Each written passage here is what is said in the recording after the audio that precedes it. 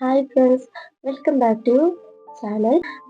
ഇന്നത്തെ ഒരു കാലത്ത് നമ്മുടെ തലമുറയ്ക്ക് നമ്മുടെ തലമുറയ്ക്ക് അതിൻ്റെ ഒരു എങ്ങനെ അവര് ചെയ്യുന്ന മിക്ക ക്രൈമുകളും പല തരത്തിലുള്ള ക്രൈമുകളുണ്ട്.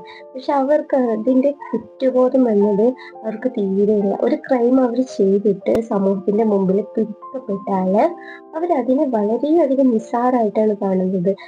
ഞാനെന്ന ഒരു പാവത്തില് ഇതൊന്നും വലിയൊരു പ്രശ്നമൊന്നല്ല, ഞാൻ വേണമെങ്കിൽ നാളെ ഇറങ്ങിപ്പോരും, ജാമ്യം കിട്ടും എന്നൊരു രീതിയിൽ പുച്ഛഭാവത്തിലാണ് അവർ കോടതി മുറിയിൽ നിന്നാണെങ്കിലും സ്റ്റേഷനിൽ നിന്നാണെങ്കിലും ഇറങ്ങിപ്പോകുന്നത്. അതുപോലെ ഒരു ന്യൂസ് ആയിരുന്നു ഇന്ന്. ഇത്രയും ദിവസം രണ്ട് വിദ്യാർത്ഥികളെ ഇടിച്ച് തെറിപ്പിച്ചിട്ട് നിർത്താതെ പോയ ഒരു വ്യക്തി. അയാളൊരു ഇൻഫ്ലുവൻസർ ആവാം, അല്ലാതെ സാധാരണക്കാരനാവാം. പക്ഷെ ഇത് വരുന്നത് ഒരു ഇൻഫ്ലുവൻസറാണ്. ആ ഇൻഫ്ലുവൻസർ രണ്ട് കുട്ടികളെ നിർത്താതെ ഇടിച്ചിട്ട് വണ്ടി നിർത്താതെ പോയിട്ട് 10 മാസത്തോളം ഒളിവിൽ താമസിക്കുക. ഇതൊക്കെ നോട്ടീസ് പോലീസ് അയച്ചിട്ട് പോലും അതിനൊരു റെസ്പോൺസും കൊടുക്കാതെ ഒളിവിൽ തന്നെ താമസിക്കുക. എന്തിന്? എന്നിട്ടിപ്പോ പിടിക്കപ്പെട്ടപ്പോൾ ഞാനൊന്നും ചെയ്തിട്ടില്ല, ഇതൊക്കെ നിസ്സാരം, ഇതൊക്കെ സ്വാഭാവികമാണ് എന്നൊരു ഭാവത്തിൽ കോടതി മുറിയിൽ നിന്നാണെങ്കിലും ജയിലിൽ നിന്നാണെങ്കിലും സ്റ്റേഷനിൽ നിന്ന് ഇറങ്ങി പോകുന്ന കൂളായിട്ടൊരു മൈൻഡില് ഞാൻ ചെയ്ത ക്രൈം എന്താണെന്ന് വ്യക്തമായിട്ട് ഒരു കൂസലില്ലാതെ പറഞ്ഞു കൊടുക്കുന്ന ഒരു തലമുറ. പണ്ടുള്ള മക്കള് അറിയാതെ കയ്യിൽ നിന്ന് ചെറിയ മിസ്റ്റേക്ക് തട്ടിയാൽ പോലും അതിൽ ഭയങ്കരമായിട്ട് കുറ്റബോധം ഉണ്ടാവുക, ഭയങ്കരമായിട്ട് വിഷമം ഉണ്ടാക്കുക. വേണ്ട, ഒരു വീട്ടിലെ എന്തെങ്കിലും ചെറിയൊരു മിസ്റ്റേക്ക് ഉണ്ടെങ്കിൽ പോലും അതിൽ ഭയങ്കരമായിട്ട് വിഷമിക്കുന്ന ഒരു മക്കളായിരുന്നു. നമ്മളടക്കം അങ്ങനെ തന്നെയാണ്.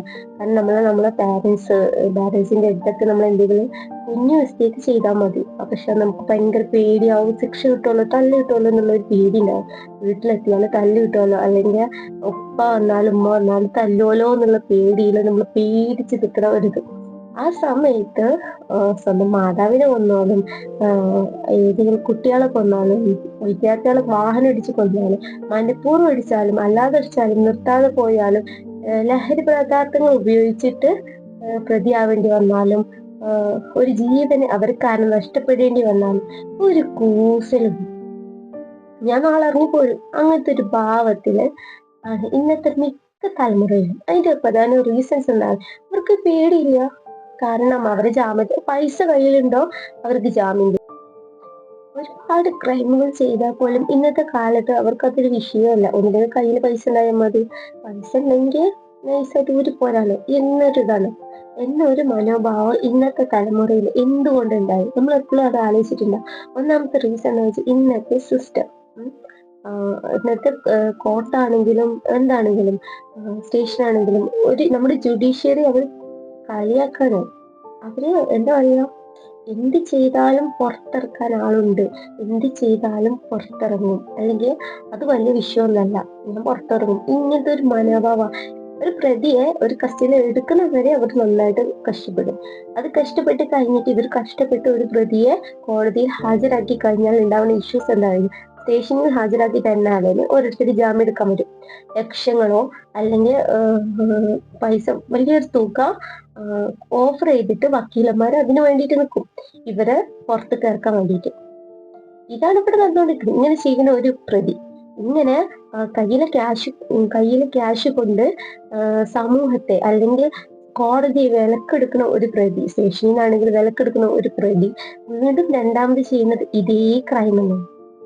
അതിലൊന്നും ഒരു മാറ്റമില്ല. ഒരു വട്ടം ചെയ്ത ക്രൈം തന്നെയാണ് അവർ രണ്ടാമതും ചെയ്യുന്നത്. പിന്നെ അല്ലെങ്കിൽ അവൻ അതിനേക്കാളും വലിയ ഇഷ്യൂസ് ഒക്കെ അവൻ ചെയ്യും. വലിയൊരു പ്രശ്നത്തിക്ക് വലിയൊരു കേസിക്ക് അവന് പോകും, അല്ലെങ്കിൽ ഏതെങ്കിലും ഒരു കേസിക്ക് പ്രതിയാവും. ഇത്രയേ ഉള്ളൂ. ഇത്രയും വലിയ ക്രൈം ഒക്കെ ചെയ്തിട്ടും എന്തുകൊണ്ടാണ് ഇവരുടെ മുഖത്തൊക്കെ ഈ ചിരിയുള്ളത്? ഇപ്പൊ മണവാളന്റെ കേസ് തന്നെ പറയുകയാണെങ്കിൽ, മണവാളൻ ഇത്രയും ദിവസം ഒളിവിലായിരുന്നു, ലുക്കൗട്ട് നോട്ടീസ് വന്നിട്ട് അവനെ കിട്ടിയില്ല. ഇന്നാണ് അവനെ കിട്ടുന്നത്. ഇന്ന് അവൻ കോടതിയിൽ നിന്ന് കാണിച്ചു കൂട്ടുന്നത് നിങ്ങൾക്കൊന്ന് കണ്ടുനോക്കൂ വീഡിയോ. വിദ്യാർത്ഥികളെ വാഹനമിടിപ്പിച്ച് കൊലപ്പെടുത്താൻ ശ്രമിച്ച കേസിൽ ഒളിവിലായിരുന്ന യൂട്യൂബർ മണവാളൻ എന്ന മുഹമ്മദ് ഷഹീൻ ഷാ പോലീസ് പിടിയിൽ. 10 മാസമായി ഒളിവിലായിരുന്നു പ്രതിയെ കൊടകരയിൽ നിന്ന് തൃശൂർ ടൗൺ വെസ്റ്റ് പോലീസാണ് പിടികൂടിയത്. ഫസ്റ്റ് ക്ലാസ് മജിസ്ട്രേറ്റ് കോടതിയിൽ ഹാജരാക്കിയ പ്രതിയെ റിമാൻഡ് ചെയ്തു. വിവരങ്ങളുമായ അഫ്സാന ഫസലാണ് ചേരുന്നത്. അഫ്സാന, യൂട്യൂബിലടക്കം നിരവധി ഫോളോവേഴ്സ് ഉള്ള ഒരു വ്യക്തിയാണ്. എന്താണ് ഈ കേസിന് ആസ്പദമായ സംഭവം? 19 കേസിന് ആസ്പദമായ സംഭവം നടക്കുന്നത്. അതായത് തൃശൂർ എരുന്നല്ലൂർ സ്വദേശി മുഹമ്മദ് ഷഹീൻ ഷായും സുഹൃത്തുക്കളും ചേർന്ന് വിദ്യാർത്ഥികൾ മദ്യപിച്ച് ശേഷം കാറിൽ വരികയായിരുന്നു. ഇതിനിടെ കോളേജ് വിദ്യാർത്ഥികളുമായി സംഘർഷമുണ്ടായിരുന്നു.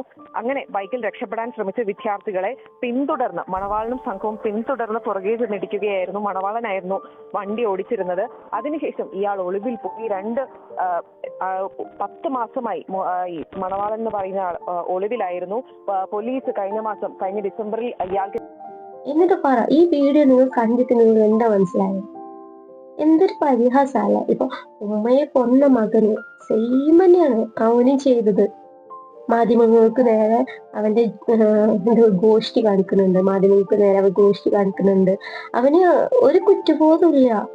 സ്റ്റേഷനില് ഈ മണവാളൻ എന്ന് പറയുന്ന ഇൻഫ്ലുവൻസർ സെയിം ആയിട്ട് തന്നെയാണ് സ്റ്റേഷനില് പോലീസിനോട് എത്ര കൂളായിട്ടാവും പറയുന്നത്. ഞാൻ വല്ല തെറ്റൊന്നും ചെയ്തിട്ടില്ല, ഞാൻ കുട്ടികളെ ഇടിച്ചു എന്നുള്ളേ ഉള്ളൂ, വിദ്യാർത്ഥികളെ ഇടിച്ചു എന്നുള്ളേ ഉള്ളൂ. എത്ര കൂളായിട്ടാവും പറയുന്നത്. ഓന്റെ വർത്താനം കേട്ടപ്പോ പോലീസൊക്കെ വന്തം വിട്ടിട്ടുണ്ട്. എന്തൊരു പരിഹാസമാണ്. ഇവർക്കൊന്നും ഒരു കുറ്റബോധം ഇല്ല. ഇവന്റെ പാരന്റ്സ് എത്രത്തോളം വേദനിക്കുണ്ടാവും ഇത് ഈ പറയുന്ന കാര്യങ്ങളൊക്കെ ഓർത്തിട്ട്. നമ്മളൊരു കേസിൽ പ്രതി ആകുമ്പോഴല്ല, ഇത്രയും കാലം നമ്മളെ കുറിച്ച് ആർക്കും വലിയൊരു ചിന്ത ഒന്നും ഇല്ലെങ്കിൽ, ആരും നമ്മൾ അന്വേഷിച്ചിട്ടില്ലെങ്കിൽ, നമ്മളൊരു കേസില് ഒരു ക്രൈമില് നമ്മൾ പെട്ടുപോയിട്ടുണ്ട്. അതിന് ഏറ്റവും വലിയ ഒരു വേണ്ടടോ ഒരു ക്രൈമില് നമ്മൾ ലാസ്റ്റത്തെ പ്രതിയായിട്ട് കൂട്ടിയിട്ടുണ്ടെങ്കിൽ പോലും നമ്മുടെ സമൂഹത്തില് നമ്മളെ വേറെ കണ്ണുകൊണ്ടേ കാണുള്ളൂ. കാരണം പിന്നെ നമ്മുടെ സമൂഹത്തിൽ അവർക്ക് ജീവിക്കാൻ പറ്റില്ല. നമ്മളെടുത്ത് തെറ്റില്ലെങ്കിൽ നമുക്ക് എങ്ങനെയെങ്കിലൊക്കെ അത് ഊരിപ്പോരെ. കാരണം നമ്മളെടുത്ത് മിസ്റ്റേക്ക് പറ്റിയിട്ടില്ലെങ്കിൽ ഒരു തെറ്റിദ്ധാരണയുടെ പുറത്താണ് നമ്മൾ അവരെ അറസ്റ്റ് ചെയ്തിട്ടുണ്ടെങ്കിൽ ഉറപ്പായിട്ടും നമ്മൾ നമ്മുടെ സത്യസന്ധത കാണിച്ചു കൊടുത്താൽ ഉറപ്പായിട്ടും നമുക്ക് അതിന് പോരാൻ പറ്റും. പക്ഷെ ഇമാതിരി ക്രൈം ചെയ്തിട്ട് വലിയൊരു മിസ്റ്റേക്ക് ചെയ്തിട്ട് അവന്റെ ഫാമിലി ആണെങ്കിലും പാരന്റ്സ് ആണെങ്കിലും വേദനിക്കുന്ന ഒരു വിഷമം, അതൊന്നും നമ്മൾ ഇന്നത്തെ തലമുറ കാണേണ്ട ആവശ്യമില്ല. അവർക്ക് ലഹരിന്റെ പിന്നാലെ ഇന്നത്തെ എന്താണോ ഇന്ന് അവർക്ക് സന്തോഷം കിട്ടുന്ന എന്താണോ ഇത് മാത്രം ഇന്നത്തെ മക്കളുടെ ലക്ഷ്യം. അവർക്ക് ഒരു ഉളുപ്പില്ല. സ്വന്തമായാലും വേണ്ടില്ല, ആരാൻ്റെതായാലും വേണ്ടില്ല. ആരും ഒന്നും ചെയ്യാനുള്ള ഒരു ഉളുപ്പ് അവർക്കില്ല. അവർക്ക് എന്തും വേണം ചെയ്യും. സ്റ്റേഷനിൽ നിന്ന് അവനെ ഇറങ്ങി വരുന്ന ഒരു രംഗമുണ്ട്. അല്ലെങ്കിൽ അവന് ഒരു കൂളായിട്ട് പോലീസിനോട് താൻ ചെയ്ത ക്രൈം എങ്ങനെയാണെന്നും എവിടുന്നാണ് ഉണ്ടായതെന്നും ഒക്കെ പറഞ്ഞു കൊടുക്കുന്ന ഒരു സീനുണ്ട്. ഭയങ്കര മോശമാണ്. ഭയങ്കരമായിട്ട് മോശം ഒരു കാര്യമാണത്. സമൂഹത്തിന് മുമ്പിൽ നമ്മള് ഒരു ചെറിയൊരു തെറ്റ് ചെയ്താൽ പോലും വലിയ മിസ്റ്റേക്കാണത്. പിന്നീട് അവരൊക്കെ ആ കണ്ണോണ്ടി അത് കാണുള്ളൂ.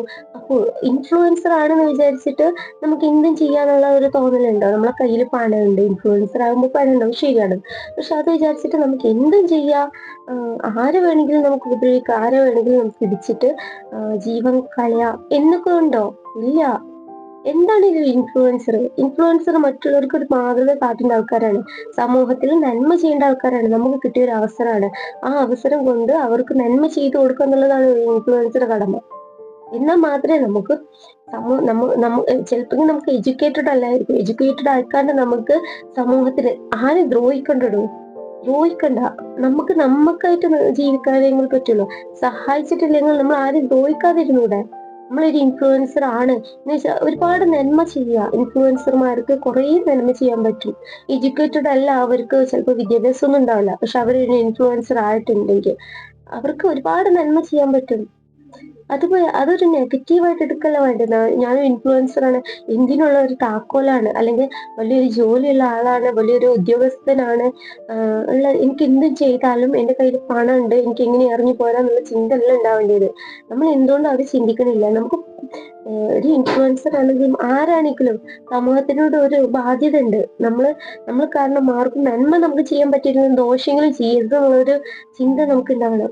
ഇവരെ പോലുള്ളവരൊക്കെ ഇൻഫ്ലുവൻസർ ആണെന്ന് പറഞ്ഞിട്ട് എന്തൊക്കെ നേട്ടമുള്ളത് നിങ്ങൾക്ക് തോന്നുന്നുണ്ടോ? ഇതുപോലെ ഒരുപാട് പേരുണ്ട് ഇൻഫ്ലുവൻസർ ആണെന്ന് പേരും പറഞ്ഞാണ്ട് പല തെണ്ടിത്തരങ്ങളും ചെയ്യുന്ന ആൾക്കാര്. ചിലർ പാവങ്ങളായിട്ട് പെട്ടുപോകുന്നവരുണ്ട്. ഈ പെട്ടുപോകുന്ന ആൾക്കാരെ കുറിച്ചല്ല, മനഃപൂർവ്വം ഒരു നരഹത്യ ഉണ്ടാക്കിക്കാണ്ട് ആ 2 മക്കൾക്ക് എന്തെങ്കിലും പറ്റിയിരുന്നുള്ളൂ. ഇവനൊന്നും നഷ്ടപ്പെടാനില്ല, ആ മക്കൾക്ക് നഷ്ടപ്പെടാനുള്ള, മക്കളുടെ കുടുംബത്തിന് നഷ്ടപ്പെടാനുള്ളൂ. എന്തുകൊണ്ട് ഇവരെ പോലുള്ളവരൊന്നും വിചാരിക്കാത്തെ? ഒരു സമൂഹം നമ്മൾ ചെയ്യേണ്ട ഒരു ഇതുണ്ട്. നമുക്ക് പറ്റണം, നമുക്ക് ഒരു ഇൻഫ്ലുവൻസർ ആയാൽ അല്ലെങ്കിൽ ഇവർ ജനങ്ങൾക്ക് ഏറ്റവും പ്രിയപ്പെട്ടവനാണ് എന്നുള്ളതാണ്. അങ്ങനെ ഉണ്ടായിരിക്കെ തന്നെ എന്തിനാണ് ഇത്രയും വലിയൊരു ക്രൈമക്കൊക്കെ പോകുന്നത്? ഏറ്റവും വലിയ തെറ്റെന്ന് അറിയാതെ നമ്മളെ കയ്യിൽ നിന്ന് ഇങ്ങനെ സംഭവം ഉണ്ടായി, ഇങ്ങനെ വാഹനം ഇടിച്ച് നമ്മളെ സ്വബോധം അല്ലെങ്കിലും എങ്ങനെയാണ് നമ്മൾ ഇടിച്ചു.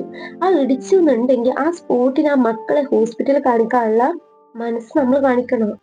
കാരണം നമ്മൾ ഏതൊരു വണ്ടി ഇടിച്ചാലും നടു റോഡിൽ കുട്ടികൾ കിടക്കുന്ന ആര് കിടക്കുന്നുണ്ടെങ്കിലും അവര് കൊണ്ടുപോയിട്ട് ഹോസ്പിറ്റലിൽ കാണിച്ചിട്ട് അവരുടെ കുടുംബം എത്തുന്ന വരെ കാത്തു നിൽക്കാനുള്ള മനസ്സ് നമ്മളെടുത്ത് ബാധിക്കണം. അല്ലാതെ ഒരു രണ്ട് മക്കളെ നമ്മൾ കാരണം ഇടിച്ചിട്ട് അത് കാണാത്ത രൂപത്തില് വണ്ടി എടുത്ത് പോകുന്നത് അത്ര അന്തസ്സായിട്ട് തോന്നും. ഇതുപോലുള്ള അന്തസ്സായിട്ട് തോന്നുന്നില്ല. ഇതുപോലുള്ള ഇൻഫ്ലുവൻസർമാർ, ഇതുപോലുള്ള മനുഷ്യനെ അല്ല ഈ സമൂഹത്തിന് വേണ്ടത്. ഇതുപോലുള്ള യങ്ങേഴ്സ് ആവരുത്. ഒരിക്കലും യങ്ങേഴ്സ് എല്ലാവരും ഇങ്ങനെയാണെന്നല്ല കേട്ടോ, ഒരിക്കലും അല്ല. നമ്മുടെ നാട്ടിൽ നല്ല യങ്ങേഴ്സ്, നല്ല ബോയ്സും ഗേൾസും എല്ലാവരും ഉണ്ട്. സമൂഹത്തിന് നന്മ ചെയ്യുന്ന ആൾക്കാരും ഉണ്ട്. പക്ഷെ അതുപോലെയല്ല, തിന്മ ചെയ്യുന്ന ആൾക്കാരാണ് കൂടുതലുള്ളത്. അവർക്ക് ഫീലിങ്സ് മനസ്സിലാവണില്ല, മറ്റൊരാളുടെ വേദന കാണാനുള്ള മനസ്സ് ഇന്നത്തെ സമൂഹത്തിനില്ല. അവർക്ക് അവരുടെ കാര്യം ബന്ധങ്ങൾ എന്താ പോലും അറിയില്ല. ഇനിയിപ്പോ അവര് എന്തെങ്കിലും എംഡിഎമ്മോ കഞ്ചാവോ അങ്ങനെ എന്തെങ്കിലും വലിച്ചിട്ടുണ്ടെങ്കിൽ തീർന്നു. പിന്നെ അതിന്റെ ഇതിൽ പറയാലോ, അതുകൊണ്ടായതാണെങ്കിലും എന്തുകൊണ്ടായതാണെങ്കിലും നമ്മൾ ശ്രദ്ധിക്കണം. നമ്മളെ വാഹനം ഇടിച്ചിട്ടാണ് നമ്മൾ പോകുമ്പോൾ നമ്മൾ ശ്രദ്ധിക്കണം. ആ മക്കൾക്കൊന്നും പറ്റരുതെന്ന് നമ്മൾ വിചാരിക്കണം. മറ്റൊരു ഏതെങ്കിലും വണ്ടി തെറ്റിക്കാണ്ട് നിൽക്കുന്ന മക്കളാണെങ്കിലും അവരെ സംരക്ഷിക്കാനുള്ള ഒരു ബുദ്ധി നമുക്ക് വേണം. അതിന് ആ സമയത്ത് അങ്ങനെ ഒരു ഇടപെടണം. അതാണ് ഏറ്റവും വലിയ കാര്യം. അങ്ങനെ ചെയ്യുന്ന കാര്യങ്ങളൊക്കെ ഓർക്കുമ്പോൾ എന്തൊക്കെയാ അവര് ചെയ്തു കൂട്ടുന്നത് അത് കേൾക്കണം. ചിലപ്പോ നമുക്ക് തോന്നും ഈ ഭർത്താനൊക്കെ നമ്മളെ മുമ്പിലാണ് പറഞ്ഞത് നിങ്ങളോട് കൊന്നു കൊടുക്കുന്നു തോന്നും. ഇത് ഒരു കൂളായിട്ട് പറയാം. ഞാൻ അങ്ങോട്ട് പോയപ്പോ വണ്ടി ഇടിച്ചു, കുട്ടികളെ ഇടിച്ചു. എത്ര കൂളായിട്ടാണ് അവൻ കോടതിയില് സ്റ്റേഷനിൽ അവൻ മൊഴി കൊടുക്കുന്നത്, അവൻ ചെയ്ത ക്രൈമിനെ കുറിച്ച് അവൻ പറയുന്നത്. ഇതുപോലുള്ള മാന്യന്മാര് എന്ന് പറയുന്ന ആൾക്കാരുണ്ടായതുകൊണ്ടാണ് നമ്മുടെ സമൂഹം ഇത്ര നാശത്തേക്ക് പോയത്. ഇവര് ചെയ്യുന്ന ക്രൈം ഒന്നും ഇവർക്കത് മനസ്സിലാവില്ല. പക്ഷെ ഇവരെ വിശ്വസിച്ചിട്ട് ഇവരെ പ്രിയപ്പെട്ടതായി കാണുന്ന കുറച്ച് കുട്ടികളുണ്ട്. ഒന്നാമത് ഇൻഫ്ലുവൻസർമാര് ഏറ്റവും വലിയ ഫാനായിട്ട് വരുന്നത് കുട്ടികളാണ്, കുഞ്ഞു മക്കളാണ്. 18 വയസ്സിന് താഴെയുള്ള മക്കൾ അല്ലെങ്കിൽ അതിന് മുകളുള്ള മക്കള്, അവരാണ് ഇവരൊക്കെ അനുകരിക്കുന്നത്. ഇവരെ വീഡിയോസ് കുത്തിരുന്ന് കാണുന്നതൊക്കെ ഈ മക്കളാണ്. ഈ മക്കൾക്കൊരു ചിന്ത ഉണ്ടാവും, ഇവരിങ്ങനെ ക്രൈം ചെയ്യുമ്പോ, ഇവരെ കുറിച്ച് ന്യൂസ് വരുമ്പോ ഇവര് ചെയ്ത് കൂട്ടുന്നു, ഇവര് സ്റ്റേഷനിൽ നിന്ന് ചെയ്ത് കൂട്ടുന്ന കാര്യങ്ങളൊക്കെ ഉണ്ടല്ലോ, ഒരു കൂളായിട്ടുള്ള സംസാരം. ഇത് ഈ മക്കളും കൂടെയാണ് കാണുന്നത്. അവരെ വീഡിയോസ് കാണുന്ന, അവരെ ഫാനായിട്ട് കാണുന്ന മക്കളാണ് കാണുന്നത്. നാളെ ഈ മക്കളും അതേ പട്ടികയ്ക്ക് വരികയാണ്, ഇതേപോലെ ക്രൈം ചെയ്തില്ല. അവര് രക്ഷപ്പെട്ടല്ലോ, അപ്പൊ നമുക്ക് ചെയ്യാം, നമുക്കും രക്ഷപ്പെടാമല്ലോ, കുഴപ്പമില്ല. ഈ ഒരു മൈൻഡിക്കാണ് വരുന്നത്. ഇവരെന്താ അത് മനസ്സിലാകാതെ? തക്കതായിട്ടുള്ള ശിക്ഷ കൊടുക്കണം. ഇനി മറ്റൊരാൾക്ക് ഇമാതിരി പ്രവൃത്തി ചെയ്യാൻ തോന്നാത്ത രീതിയിൽ ശിക്ഷ കൊടുക്കണം. നമ്മളൊരു ക്രൈം ചെയ്യുമ്പോൾ അത് ഓർക്കണം, നമ്മൾ എന്നാണെങ്കിലും പിടിക്കപ്പെടും. നമ്മൾ ഈ സമൂഹത്തെ ഫേസ് ചെയ്യേണ്ടി വരും. ഒരു തെറ്റിദ്ധരിക്കലിലൂടെ ഉണ്ടായ ക്രൈമാണ് നമുക്ക് അത്ര ഇതില്ല, നമ്മൾ കാരണം അല്ലെങ്കിൽ നമുക്ക് അത്ര പ്രശ്നമില്ല. പക്ഷെ വലിയൊരു ക്രൈം ചെയ്തിട്ട് അത് നമ്മൾ മൈൻഡ് ചെയ്യാതെ പോയാൽ നമുക്ക് തന്നെയാണ് നഷ്ടം വരിക. ഇപ്പൊ രേഷ്മനെ പോലെ അവളും എന്താണ് സ്റ്റേഷനിൽ നിന്ന് കോടതിയിൽ നിന്ന് കാട്ടിക്കിട്ടിയത്? അവളുടെ കേസ് വാദിച്ച അല്ലെങ്കിൽ കേസിന് വേണ്ടി എഫേർട്ട് എടുത്ത പോലീസ് ഓഫീസറൊക്കെ പറയുന്നു അവൾക്ക് ഒരു കൂസലുമില്ല, അവൾക്ക് ഒരു ഇഷ്യൂസും ഇല്ല, അവൾക്ക് ഒരു പ്രശ്നമില്ല. എത്ര കൂളായിട്ടാണ് അവൾ പറയുന്നത് കാര്യങ്ങളൊക്കെ. ഒരുത്തനെ കൊന്ന കാര്യമാണ് പറഞ്ഞത്, ഇഞ്ചിഞ്ചായിട്ട് 11 ദിവസം ഇഞ്ചിഞ്ചായിട്ട് കൊന്ന കാര്യമാണ് അവൾ നിസ്സാരായിട്ട് പറയുന്നത്. ആരാണ് ഇതിനൊക്കെ ഉത്തരവാദിയാണ്? അവൾക്ക് പേടിയില്ല. അവള് വിചാരിക്കുന്നത് എന്താ, കുറച്ച് 38 വയസ്സ് കഴിഞ്ഞാൽ ഞാൻ പുറത്തിറങ്ങും, എന്നിട്ട് ഞാൻ സുഖമായിട്ട് ജീവിക്കും. ഈ സമൂഹത്തിലോ? ഇവിടുത്തെ യങ്ങേഴ്സ് ഇങ്ങനെ ആയിക്കോട്ടെ. യങ്ങേഴ്സ് ഇപ്പൊ കള്ള് കുടിക്കുന്ന ചെക്കന്മാരുണ്ടാവും, കള്ള് കുടിക്കുന്നവരുണ്ടാവും, കഞ്ചാവ് കുടിക്കുന്നവരുണ്ടാവും, ഇതുപോലുള്ള ക്രൈം ചെയ്യുന്നവരുണ്ടാവും, എല്ലാ തരത്തിലുള്ള ആൾക്കാരും ഉണ്ടാവും. പക്ഷെ അതല്ല വിഷയം. ഈ ആൾക്കാരൊക്കെ നിങ്ങൾ പറഞ്ഞ ഒരു സ്റ്റേഷനിൽ ഒരു കോടതി പോയിട്ട് കയറി ഇറങ്ങിയിട്ട് ജയിൽ ശിക്ഷ അനുഭവിച്ചിട്ട് ഇത്ര വർഷം കഴിഞ്ഞ് ഞാൻ പുറത്തിറങ്ങും എന്നൊരു വിശ്വാസം എവിടുന്ന് വന്നു? ഈ വിശ്വാസം എവിടുന്ന് വന്നു? തക്കതായ ശിക്ഷ കൊടുക്കുന്നില്ല. ആ കുട്ടിക്ക് കോടതി കൊടുത്തത് വധശിക്ഷയാണ്. ആ കുട്ടിക്ക് അത് കിട്ടും തോന്നുന്നുണ്ടോ? ഒരിക്കലും കിട്ടൂല. അതിന് പറയാൻ റീസൺ എന്താ അറിയോ? അവളൊരു പെൺകുട്ടിയാണെന്നുള്ളത്. പെണ്ണായാലും ആണായാലും മറ്റൊരു ജീവനെ അപായം പെടുത്തിയിട്ടുണ്ട്, മറ്റൊരു ജീവൻ നഷ്ടപ്പെടുത്തുന്ന എന്തെങ്കിലും പ്രവൃത്തി ഉണ്ടായിട്ടുണ്ട്, കൊന്നു കളഞ്ഞേക്ക്. അവരെ വധശിക്ഷ വിധിച്ചേക്ക്. അവര് വേണ്ട. അവരെ ജീവന് അവർക്ക് വില ഉണ്ടെങ്കിൽ മറ്റൊരാളുടെ ജീവന് കൂടെ അവര് വില കാണണ്ടാവരുത്. അതവര് വേണ്ടിയില്ലല്ലോ. അവർക്കത് വിഷയമല്ലായിരുന്നല്ലോ. നമ്മൾ എപ്പോഴും ചിന്തിക്കേണ്ട കാര്യം എന്താ അറിയോ, ഇപ്പൊ രേഷ്മനെ പോലെയുള്ള പെൺകുട്ടികള് ഉണ്ടാവുന്നത്, അല്ലെങ്കിൽ ഇതുപോലുള്ള ക്രൈം ചെയ്യാൻ ആണായാലും പെണ്ണായാലും മുന്നോട്ട് വരുന്നത്, ഒരു വിഷയമല്ലാതെ മാറുന്നത് പലതരത്തിലുള്ള സിനിമകളാണ്, ഫിലിംസ്, അതുപോലുള്ള കാര്യങ്ങളാണ് കുട്ടികളെ നല്ലതായിട്ട് സ്വാധീനിക്കുന്നുണ്ട്. നമുക്ക് പറയാം ഇപ്പൊ രേഷ്മ ആ ഷാരൂണിനെ ഇഞ്ചിഞ്ചായിട്ടാണ് കൊന്നത്. ഒരു തുള്ളി വെള്ളം ഇറക്കാനാവാതെ ആന്റെ സ്നേഹത്തെ അവള് കൊന്നു കളഞ്ഞു. ഇതൊക്കെ സമൂഹത്തിന് നല്ലതാ? ഇത് എവിടെയാണ് ഈ കൃഷ്ണൻ പറ്റുന്ന അറിയോ? കോടതി ഒന്നും അല്ലടോ. കോടതിയിലൊന്നും അവർക്ക് ഒരു ഇതില്ല. അവർക്ക് അതൊക്കെ ഒരു തമാശയായിട്ട് കാണും. കോടതി ആണെങ്കിലും സ്റ്റേഷൻ ആണെങ്കിലും ജയിലാണെങ്കിലും ഇതൊക്കെ അവർക്ക് തമാശയാണ്. നല്ല സുഖാ, അവിടെ ചെന്നിരുന്ന നല്ല സുഖാണ്, നല്ല ഫുഡ് കിട്ടും, ഇതാണ് മൈൻഡ്. പക്ഷെ വേറൊരു കാര്യമുണ്ട്, ഇവര് ഈ സമൂഹത്തേക്കാണ് പിന്നെ ഇറങ്ങുന്നത്. കേസും പ്രതി ഒരു കേസിൽ പ്രതിയായ ഒരു വ്യക്തി, വലിയൊരു ശിക്ഷ അനുഭവിച്ച വ്യക്തി നാട്ടിൽ ഇറങ്ങി വീണ്ടും അയാൾ വീണ്ടും പ്രതി അയക്കാൻ എത്ര കേസ് നമുക്ക് ചുറ്റിലുണ്ട്. ചെയ്ത ക്രൈം തന്നെ വീണ്ടും വീണ്ടും അല്ലെങ്കിൽ വേറെ ക്രൈം ചെയ്യുന്ന എത്ര വ്യക്തികൾ നമ്മളെ കണ്ണുമുന്നിലുണ്ട്. എത്ര വ്യക്തികള് വീണ്ടും വീണ്ടും വീണ്ടും ജയിലിൽ പോകുന്ന ഒരു അവസ്ഥ ഉണ്ട്. എന്തുകൊണ്ട് ഇങ്ങനെയൊക്കെ? ഒരു വട്ടം ചെയ്താല് അതിനുള്ള തക്കതായ ശിക്ഷ കൊടുക്കണം, പിന്നെ രണ്ടാമത് അവർ ചെയ്യാൻ വരില്ല. നമ്മള് ഒരിക്കലും മണവാളിനെയാണെങ്കിലും, ഇനി അച്ഛനെ കൊന്ന ചെക്കനാണെങ്കിലും, അമ്മനെ കൊന്ന ചെക്കനാണെങ്കിലും സെയിം തന്നെയാണ്. എല്ലാവരെയും ഒളിഞ്ഞിരിക്കുന്നത് ഒരു ക്രൂവൽ മൈൻഡാണ്, ഒരു ബ്രൂട്ടമായിട്ടുള്ള ഒരു മൈൻഡാണ്. എല്ലാവരുടെ ഉള്ളിലും ഒരു ഒളിഞ്ഞിരിക്കുന്ന ഒരു വലിയൊരു പ്രതിയുണ്ട്. മറ്റുള്ളവരുടെ ഫീലിങ്സിന് അവർക്ക് ഒരു ഇതുമില്ല. മറ്റുള്ളവരുടെ ഫീലിങ്സിന് അവർക്ക് ഒരു ഭയമില്ല, ഒരു പേടിയില്ല. മനുഷ്യത്വം പറഞ്ഞത് തൊട്ട് തീണ്ടിയിട്ടില്ല, ഒറ്റൊന്നിനുമില്ല. മനുഷ്യത്വം പറഞ്ഞത് അവരുടെ ഹൃദയത്തിൽ ഉണ്ടായിരുന്നെങ്കിൽ അവർക്ക് അങ്ങനെ ഒരു പ്രവൃത്തി ചെയ്യാൻ തോന്നൂലായിരുന്നു. മനുഷ്യത്തില്ല, നന്മ എന്നുള്ളതും അവരുടെ മനസ്സിലില്ല. അവരുടെ മൈൻഡില് ഒരു സൈക്കോ ഭാവമാണ്. ഞാന് ഇന്നൊരു പ്രതിയാണ്, ഇന്ന് ഞാനത് ചെയ്തു, നാളെ ഞാൻ ഇറങ്ങും, ഞാൻ ജീവിക്കും. അതിനുള്ള വ്യക്തി നമ്മുടെ ഇന്ത്യൻ ജുഡീഷ്യറിയുടെ മേലുള്ള ഏറ്റവും വലിയൊരു മിസ്റ്റേക്കാണ് രേഷ്മ പറഞ്ഞത്. 38 വയസ്സായി ഞാൻ ഇറങ്ങും, പിന്നെ ഞാൻ ജീവിച്ചുകൊണ്ട്. എത്ര നിസ്സാരമായിട്ട് അവള് പറഞ്ഞു. അതെന്തുകൊണ്ടാ അറിയോ? അത്ര വിശ്വാസമുള്ളൂ. നമ്മുടെ തക്കതായ ശിക്ഷ കിട്ടൂല എന്നുള്ള പ്രതീക്ഷ അവർക്കുണ്ട്. ഉണ്ടായതുകൊണ്ടാണ് അവർ ആ വർത്താനം പറഞ്ഞത്. അല്ലാതെ വേറൊരാൾ ഇങ്ങനെ പറയുന്നത് നിങ്ങൾക്ക് തോന്നുന്നുണ്ടോ? ഒരിക്കലും ഇല്ല, ഒരാൾ പറയില്ല. അപ്പൊ ബഹുമാനപ്പെട്ട കോടതിയോടും അധികാരികളോടും ഒന്ന് മാത്രമേ പറയാനുള്ളൂ, ഒരു കേസിൽ ഒരു ക്രിമിനൽ നിങ്ങൾക്ക് കിട്ടിയാൽ ഉറപ്പായിട്ടും അവർക്ക് തക്കതായ ശിക്ഷ നിങ്ങൾ കൊടുക്കാൻ ശ്രമിക്കുക. ഇല്ലെങ്കിൽ ഇത് തന്നെയാണ് അനുഭവിക്കേണ്ടി വരും. നാളെ മറ്റൊരു മക്കളും ഇതേ പട്ടികയിൽ വരും. ഇവരിറങ്ങും, മറ്റൊരു കുട്ടികൾ വരും. ഇത് സെയിം ആയിട്ട് റിപ്പീറ്റ് അടിച്ച് പോവും. നമ്മളെ ശിക്ഷക്ക് ഒരു പവർ ഇല്ലാത്തോണ്ടോ നല്ല കഠിനമായിട്ടുള്ള ശിക്ഷ കൊടുത്ത് അവിടെ തീരുന്ന പ്രശ്നങ്ങളുള്ളൂ. പക്ഷെ അത് ശ്രമിക്കൂല. എന്താ പറയാ, അപൂർവങ്ങളിൽ അപൂർവമായതിന് വധശിക്ഷയും ജീവപര്യന്തൊക്കെ ശിക്ഷ വിധിക്കുമ്പോ ഇവരൊക്കെ അപൂർവമല്ലാത്തത് ഇന്നും അപൂർവമല്ലാത്ത തന്നെയാ. അതിന് കോടതി വിധിയൊന്നുമില്ലല്ലോ, ശിക്ഷ ഒന്നുമില്ലല്ലോ. എന്നിട്ട് നമ്മുടെ സമൂഹത്തിലെ നല്ലതാവട്ടെ ചീത്തതാവട്ടെ നമ്മുടെ സമൂഹത്തില് ഒരു കുട്ടിയെ അല്ലെങ്കിൽ ഒരു യുവാവിന് യുവതിയെ ഒക്കെ നന്നാക്കാനും മോശമാക്കാനും നമ്മുടെ സമൂഹത്തിലെ ഭരണഘടനക്കും നല്ല പങ്കുണ്ട്. ജുഡീഷ്യറി അവർ കളിയാക്കാണ്. അവർക്ക് എന്താ പറയാ, കോടതി ആണെങ്കിലും എന്താണെങ്കിലും ഒരു പരിഹാസമാണ്. ആ പരിഹാസം നിങ്ങൾ മാറ്റി കൊടുത്തേ പറ്റുള്ളൂ. നമ്മളെ കൊണ്ടല്ല. എനിക്ക് ഇൻഫ്ലുവൻസർ ഒന്നില്ലെങ്കിൽ അവൻ ഇൻഫ്ലുവൻസർ എന്ന സ്ഥാനം അവന് വിട്ടിട്ടെ. കാരണം ഇത്രയും വലിയൊരു ക്രൈം ചെയ്തിട്ട് ഇൻഫ്ലുവൻസർ ആയിട്ട് എന്താ കാര്യം? ഇൻഫ്ലുവൻസർ പറഞ്ഞ ആരാ? അവര് ജനങ്ങൾക്ക് നല്ലത് ഇതാക്കുന്ന ആൾക്കാരാണ്. അവര് പ്രചോദനമാവണം, വരുന്ന തലമുറക്ക് പ്രചോദനമാവണം. നല്ല മക്കളുള്ള ഒരു നാടാണ് അത്. നല്ല ഇൻഫ്ലുവൻസേഴ്സും നല്ല കരുണിതായൊക്കെ ഉള്ളതാ. അവരുടെ ഇടയിൽ ഇതുപോലുള്ള ചീത്ത കേൾപ്പിക്കാൻ വേണ്ടിയിട്ട് കുറച്ച് പേരുണ്ട്, അത്രയേ ഉള്ളൂ.